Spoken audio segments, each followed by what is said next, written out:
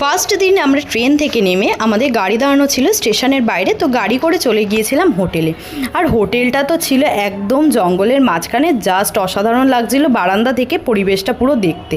তারপর আমরা স্নান করে দুপুরে লাঞ্চ করতে বসে পড়েছিলাম। আর অর্পিতা ঘোড়ই বলে এক দিদি রয়েছেন, তার নাকি আমার ভিডিও দেখতে ভীষণ ভালো লাগে। তো থ্যাংক ইউ দিদি, তোমাকে অসংখ্য ধন্যবাদ।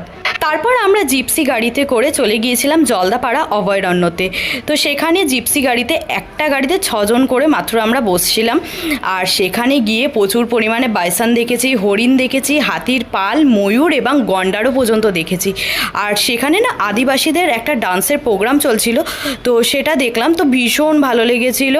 সন্ধেবেলায় ছিল আমার ভাগ্নির বার্থডে সেলিব্রেশন, তো সেটা কমপ্লিট করে রাতের ডিনারে ছিল ফ্রাইড রাইস আর চিলি চিকেন খেলাম। তারপর আমরা শুনতে পেলাম যে হোটেলের বাইরে নাকি বাইসনের পাল এসছে জল খেতে, তো সেটা দেখতে গেলাম আর আমাদের একটা নতুন অভিজ্ঞতা হলো।